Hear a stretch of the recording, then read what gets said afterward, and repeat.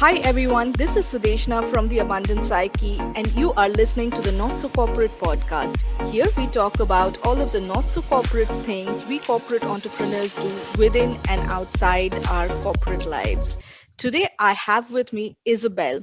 Isabelle left her 10-year-old corporate life. She used to be very much like us, dealing with budgets and forecasts and analysis, working on P&Ls and balance sheets. But while working for the corporate, she often asked herself why she was not happy. And she was not receiving the recognition that she wanted to receive.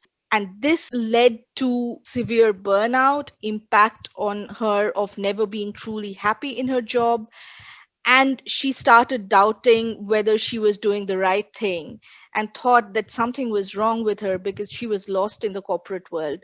So Isabel started on a journey of self development, which led her to creating a morning routine, and that changed her life forever. So she got out of the mentality of lack and self doubt. Sometimes we call that the mentality of scarcity. And here we talk all about abundance, as you know. And she went back to trusting herself and her talents and her intuition to attract joy and ease into her life. Today, Isabel is an intuition coach and helps women in corporate to get out of that scarcity mentality and go from self doubt to self trust.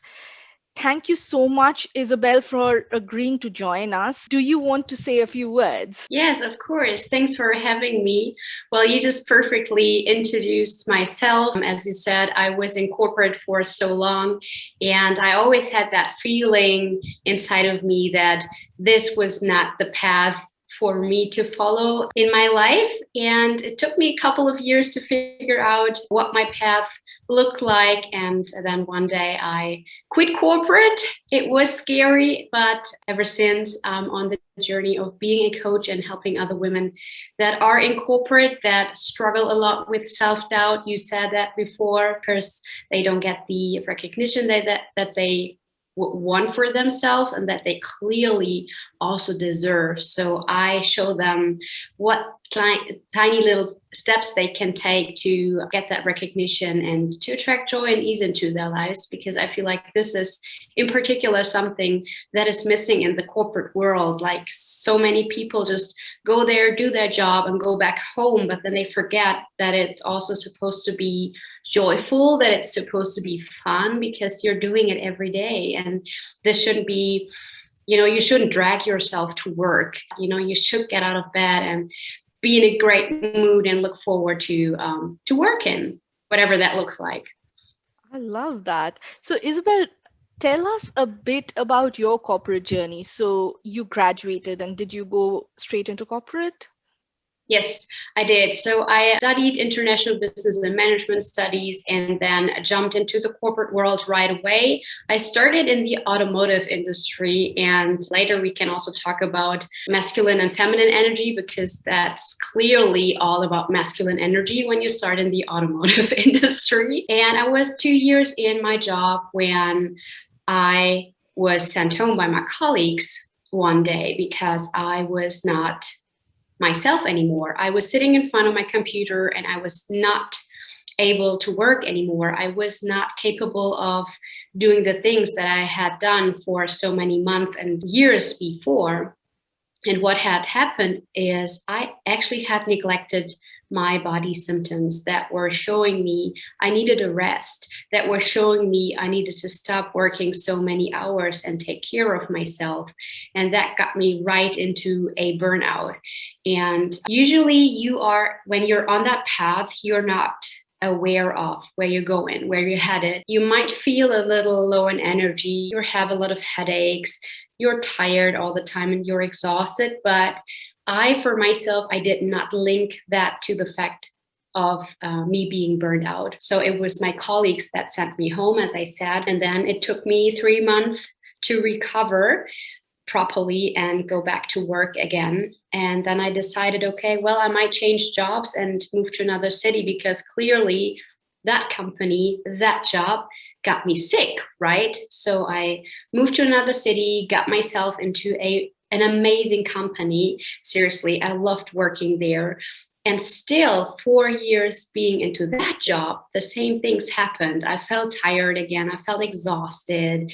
And even though it seemed like I had it all, like a great career, a car, a nice apartment, nice friends, everything that's supposed to make you happy, but still, I wasn't. So, because I had gone through that whole process already once, I was aware of the symptoms that were showing again. So I recognized me being exhausted. I recognized that I wasn't taking care of myself. And that's when it basically hit me. And I was like, oh my gosh, it's not the company, it's not the job, it's me. I have to take more care of myself.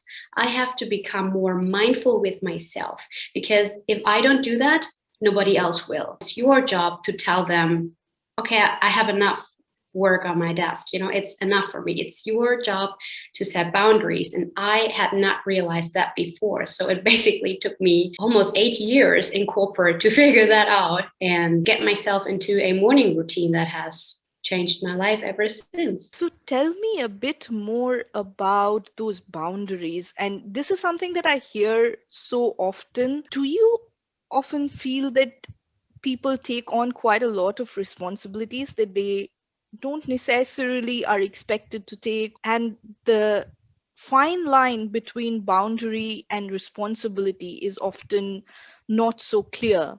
Do you have anything to share on that? Yes, I guess what the issue is there is that people kind of expect you to work long hours and to take on more. And then also you expect that if you do that, that will lead you to a great career.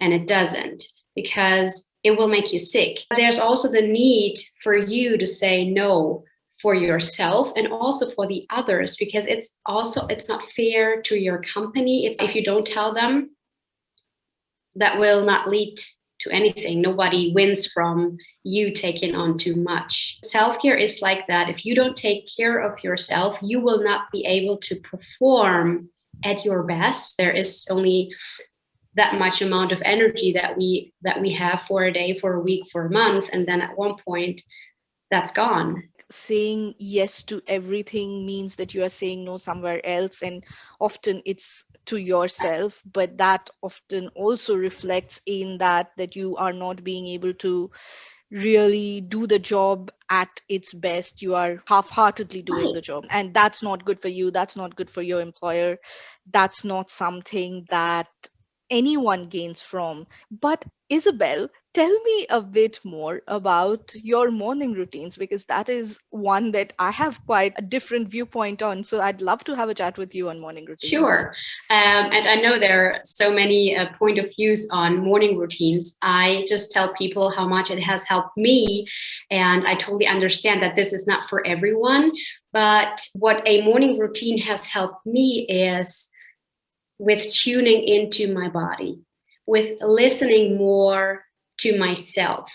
I've been neglecting all these symptoms, as I said before. I wasn't aware that my headache might be coming from me working too many hours. I was like, oh, maybe it's the weather. Oh, I don't know. I always found a good excuse that why these headaches were not related to me working too much, not related to me not listening to myself. Usually we are so busy, right? We get up, maybe we sleep as long as possible. For example, if your job starts at 9, you might sleep in until 8:30, have a quick breakfast, and then you're right at your desk working from home, obviously. So why don't you take like 10 minutes more, get up a little bit earlier, and don't start your day already stressed out, already being busy, but tune into yourself, see how you're doing, feel how you're doing, what's going right, what's going wrong, or what does feel wrong in your body, what does feel a little off. And that's how I use the morning routine. And I totally get that people, there is this myth out there that a morning routine has to look a specific way. You have to meditate, you have to journal, you have to read a book, you have to listen to a podcast, you have to have a great breakfast, you have to drink, you have to move. Well, that's already exhausting me talking about it. It's too much. People think that they have to do all these things in the morning to have a productive day. It's not like that. For me, a morning routine is about setting the level of energy for your day in a specific positive way so that you don't feel stressed out already in the morning, but that you can face your day more resilient, more relaxed, more calm. And that is what I use a morning routine for, not to have another thing on my to-do list, because I always say that a morning routine should serve you and not master you. So start your day in a way that makes you feel really amazing. That's for me what a morning routine is about, basically. Exactly like you say, there's this crazy idea of a morning routine that you get up at 5 a.m., go for a run, come back, have a shower in cold water, then meditate, and then have your, 30 grams of protein and whatnot. And I'm like, yeah, but actually, I have probably gone to bed like in the wee hours of the morning. And then I have a kid. If I tried to go out for a run at 5 a.m., he'll probably hold one leg and, you know, try to stop me. So that amazing morning routine that we tend to hear about definitely would not work for me. But tell me a bit more about how do you know what to do in those 10 minutes? Because I quite like the idea of having a positive start to the day, not already feeling like I'm lacking behind because I couldn't go to meditate and I couldn't have a shower and I couldn't do like those five eggs or whatever I'm supposed to eat. So, how do you know what's meant for you and what will put you in that positive mindset? So, what I tell my clients what they can do is think about one thing that you really enjoy doing. And that could be listening to your favorite song. And then I tell them, okay, start with that.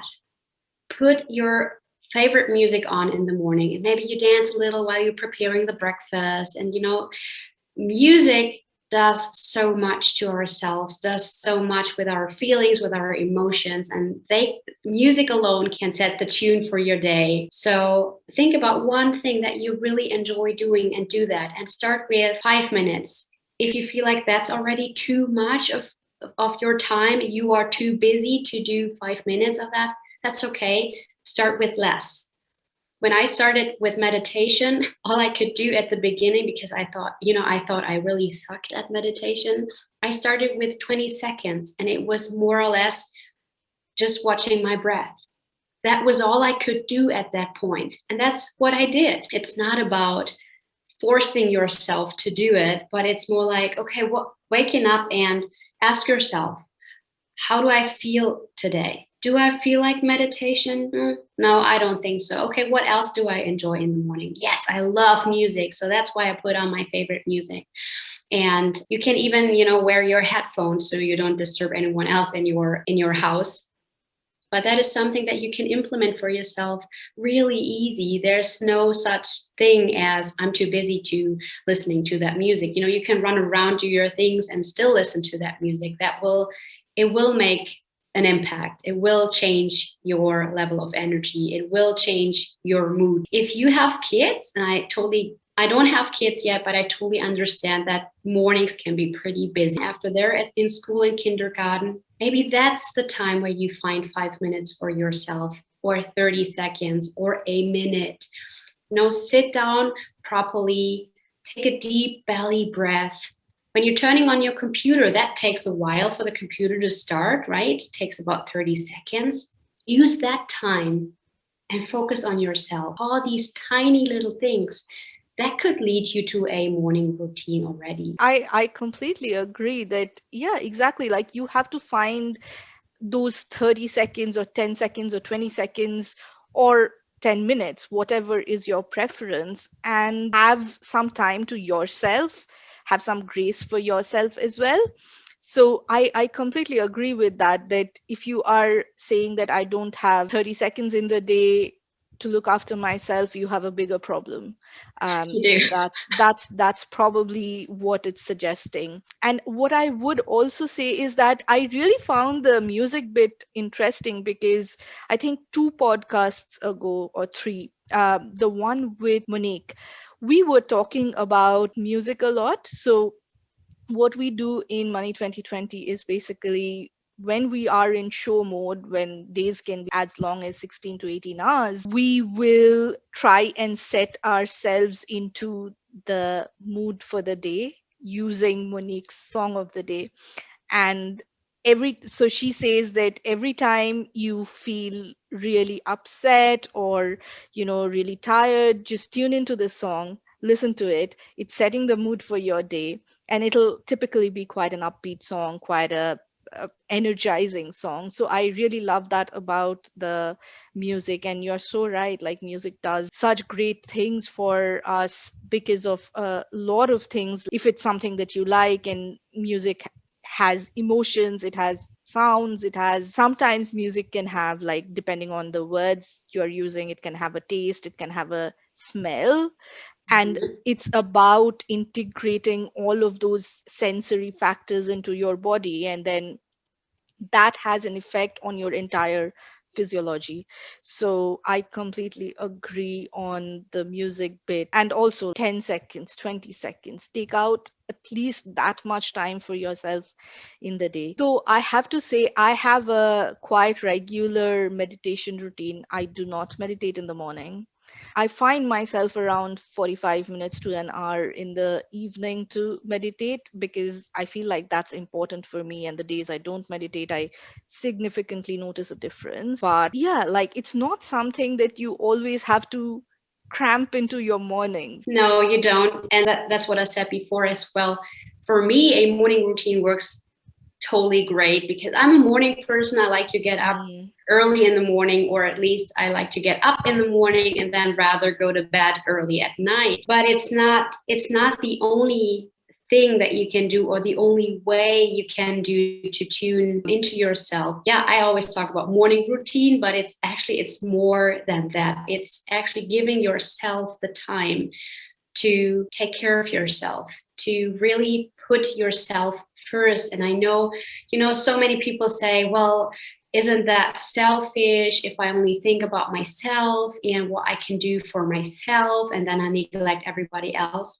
No, it's not. It's not selfish. And it's necessary that you take care of yourself. exactly. I completely agree with that. And I completely agree with put your oxygen mask on first, because ultimately you can't be pouring from an empty cup. You can, no. Um, Absolutely. And whether that's a morning routine, whether that's 10, what we are essentially talking about is take out those, even if they are 10 seconds, 10 seconds for yourself to reset yourself and check in with yourself and see how you feel. Isabel, taking a step away from that into how you quit your corporate life. Did you know that you wanted to get out of corporate already when you were feeling burnt out, etc.? Or how did you discover that that is what you needed to do? So I didn't think of leaving the corporate world with my first burnout. I just thought that I changed jobs and then continue my corporate career in another company. And that felt really good at the beginning. As I said, it was an amazing company. I loved my team. But then 4 years into that job, these same symptoms were showing again. And that's when I was like, okay, maybe this is not for me. Maybe corporate is not for me. And I started with listening to podcasts. I started reading different books. I started talking to people with a different perspective on things. And that's when my mindset also shifted. And I got myself into a health coaching program. And I actually wanted to do that for myself. I actually wanted to learn more about nutrition, what it can do to your body. And being in that program really changed my life because even though I started it for myself and to learn more about what I can do for myself, it was at one point so eye-opening for me that I was like, well, if coaching is a profession, maybe that's my path, because I really enjoyed talking to people. I really enjoyed helping people out with their struggles. And back then, I was also still coaching a lot on nutrition. So about the right food, or the food to eat that fuels your body. And that changed a little bit. And ever since I got myself into that training, I didn't stop with all these trainings. I did my NLP training, I did a meditation trainer, I did a stress management trainer, and all these little steps, all these trainings basically add up to the idea of me being a coach. But then I made that decision, I want to leave corporate. And it took me another 2 years to get up and quit my job. And leaving that bubble was really scary. There was one thing that happened in my job one day where I felt like, okay, this is it. And I was supposed to go skiing with my husband and his parents. And then the whole next day, I was in a bad mood. I was on the slope, and I was really so annoyed and so angry. And that's when I was asking myself, okay, Isabelle, is that how you want your job to influence your life? Right. What was hard, Isabelle, when you were leaving? Well, I thought about the secure environment that I was leaving, secure in terms of money. Obviously, as a self-employed person, the money or the income stream looks a little different than to the one coming from corporate. And I was in that job 6 years. So I always knew nothing could shock me anymore. I knew what I was getting myself into every day. I knew my colleagues. I knew the content that I was dealing with. So leaving that piece was really scary, because once you jump into, and that's the same even if you just leave the company and get yourself another job, that's a new environment. You have new people around you, you have a new task, you have a new job, you have new responsibilities, you have a new boss, you have a new culture. And that obviously also changed for me. And that was scary to think, I don't have a team like that anymore. I don't have a company culture anymore. So what does that mean for my work now? Okay, I got to find out my own values now, and the values that I want to implement in my company, in my work, in my doing as a coach. And there are so many things that you have to think about when you start your own business that can be overwhelming at times as well. It just felt scary to leave that comfort zone that I was in, that comfort zone that I had known for 6.5 years, and jump into something that felt better, but also that I basically did not know a lot about. God, so how is it being self-employed? Looking back, it's the best decision I have made in my life, because I feel, even though there are days, I want to be honest with you, there are days when I wake up and I feel like, why did I leave corporate again? Why did I leave that comfort zone, that secure environment again? What the heck is going on? I have these days, but then again, I also have the days where I get up and it's like, oh my gosh, today I get to do something that I really, really enjoy. I get to talk to a lot of women that I can help, that struggle with the same things that I struggle with.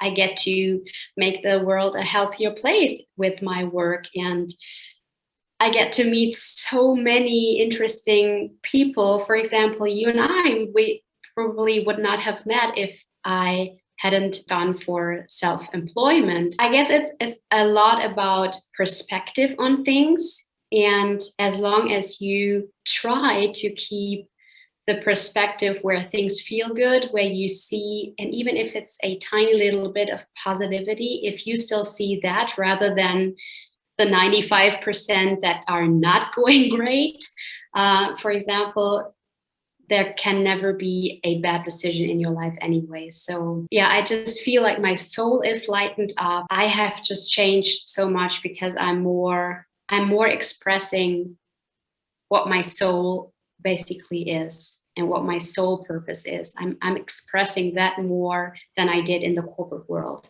I'm not saying that corporate is wrong. For some people, corporate is the perfect fit, and that's amazing. And I love that. And I love when people tell me that they love their corporate job. There's nothing wrong with it. It just wasn't for me. That's that. I love that. And that nicely ties into the feminine and the masculine energies that you were talking about. Do you want to say a bit more? Yeah, for me, burnout is basically a spiritual crisis. And for some people, that might be too much of woohoo, but that's how I look at the things, because I feel like there's always that, or there should always be that balance of feminine and masculine energy. And masculine means that logical, rational, focused kind of things, or side of things. And then the feminine is more the flow, the intuition, the trust that you set into yourself, that you set into the universe or God or whatever you call that higher power that is out there. And for me, when I was burned out, I was only in that masculine energy. And that's why I got myself worn out. I was exhausted. I was tired, because I would never look into that softness, into that flow, into that intuition. I was only in that rational, and obviously I was working in controlling. I was working a lot with numbers and figures. That's masculine energy in itself, but I never found my balance through tuning into myself, through meditation, through dancing, through listening to music, all these things that really make you soft, that make you relax and calm down. Because when you're hustling all the time, when you go, and pushing all the time, that's you being in your masculine energy. And there's nothing wrong with that. We have to have that energy to get things done. If we're always, flowing and everything's so good, we don't get shit done. But there needs to be the balance of these two. And I never realized that until a couple of years, when I actually got myself, or found myself in the same process of, approaching burnout again. That's when I realized, okay, there's something wrong with the way I treat myself, with the way I think I have to do things. That's how I found a way, or for example, the morning routine again is a way how I tap into that intuition, how I tap into that femininity, how I get more relaxation and softness into my life. And that's why I'm preaching about it so much. But I mean, obviously you can call it a night routine or evening routine, as long as you're tuning into yourself, taking care of yourself. Yeah, so what I really wanted to wrap that saying is that the masculine energy and the feminine energy, they are not typically like men will do masculine, women will do feminine. It needs to be a balance of both. We all know that we all have male and female hormones in our Yes. bodies. And like you said, it needs to be balanced out. And the problem arises when that balance is disturbed. It shows up in your body, it shows up in how you work, and so on. So if you are thinking, okay, I'm a woman, I don't want to do logical stuff, and this is too woo woo, that's probably not the right solution either. You like, whether you are a man or a woman, you need to find that balance. Because I think one of the things that I tend to say a lot these days is actually, we talk a lot about feminism, but we are almost bringing up our women to be like men, but we are not balancing it out. We need to hold that space for our men as well. Yeah. We need to help them be their selves. Right now our society is constructed in the way that it's almost shameful if men show emotions, and Right. that's not how a healthy society or a healthy human being performs. And you're so right, like we really need to get that balance of masculine and feminine energies, right? Not men and women. This is, let's not get our egos in here. But Isabelle, going back to that one not so corporate thing that you think helped you and will help our listeners, what would that be? I guess this is such a great bridge right now, because The one not so corporate thing I want to make more corporate is, and that has helped me a lot, is femininity, actually. It is that softness. It is that trusting your intuition, trusting your gut feeling. And I totally understand that, can't make revenue predictions based on your gut feeling. Though I think there are ways how you can take that intuition, take that gut feeling, and make it a part of corporate life as well. And you also named emotions, and that's part of femininity as well for me. I am such an emotional person, and I cried so many times in corporate in my office. And people were looking at me like, what's wrong with you? Why are you crying? Well, that me crying is a way for me to deal with stress. If I'm put under pressure, I let that out through tears. That's just how I deal with it. And that doesn't make me a weak person. That doesn't make me a wrong person. That just makes me a person that is capable of handling her emotions. And I know it's okay to do that, and it's necessary to do that, to deal with your emotions and to let them out, and then also accept that you just dealt with your emotions and then move on. Feel your feels, feel your emotions, let it all out, accept it because it's a part of you as a person, it's a part of you as a human being, and then also have the responsibility to move on and not get yourself into that victim mentality, because that's what a lot of people also tend to go into. Like when they're emotional, they feel weak, and then there is like this feeling of, oh, I'm not good enough anyways, and everyone's against me, and my boss hates me, and I'm not capable of anything in my job. This is when the victim mentality starts. So make a clear cut between feeling your feels and then also move on with your life. Yeah, make you dealing with your emotions a strength for yourself. That is so great advice, because the popular advice and the go that, well, if you are showing your emotions, you are weak, but you are saying that actually showing your emotions shows that you can deal with your emotions rather than repressing them down. Right. And repressed emotions actually cause quite a lot of damage on our nervous systems, Right. on our endocrine systems, on our energetic systems, actually. And if you let that out, you let that out. If you repress that and keep it inside, that has so many more complex repercussions and manifestations in your life. You would probably never imagine that this one time that you did not let your emotions out is actually the reason behind your burnout, right? Right. And you said that as well. If you don't let out your emotions properly, if you don't learn how to deal with them properly, that will manifest itself in your body. And for me, just a quick story on that one, that resulted in my hormones being totally out of balance. At one point, my testosterone level was, I don't know, way up the roof. It was incredible. And why? The doctor and I, we went through my hormones, and she said, are you working in a male-oriented environment where a lot of male or masculine energy is around you? And I said, yeah, kind of. There was a lot of pressure. There was a lot of go, go, go, and focus, rationality, logic going on. And that had an influence on my body, on my hormones. And that also blew my mind. I was like, oh my goodness, I really need to take care of myself, because my hormone, it's just out of balance. It's just not in order. It's not right. Goodness, that doesn't surprise me. It should, but it doesn't, because I have spoken to so many people like that. And for whatever reason, we tend to draw only in our biology books. There are these different systems: nervous system, an endocrine system, cardiovascular system, and so on. But our body doesn't know all that. Our body just knows that there's just one system. It's you.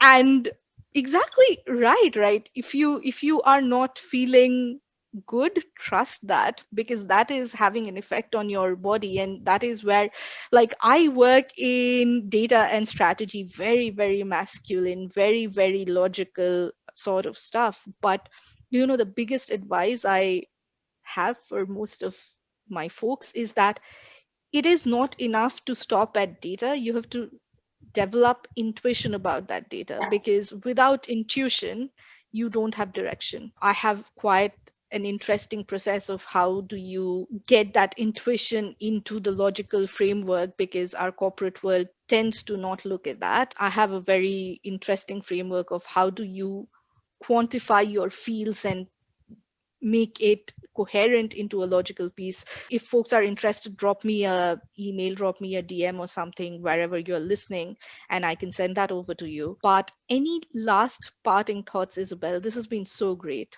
Yeah, I really enjoyed that too. And I hope that this helps a lot of people out there not feeling wrong in corporate, but being more aware of themselves and finding now a way to take care of themselves better and get themselves on a path that is really joyful and doesn't feel hard, but does really feel easy, joyful to them. Yeah. Brilliant. And if people want to find you, where can they find you? You can find me on Instagram. It's my name, Isabelle Havers. And then I'm also on LinkedIn. So these are my main two platforms that I'm on.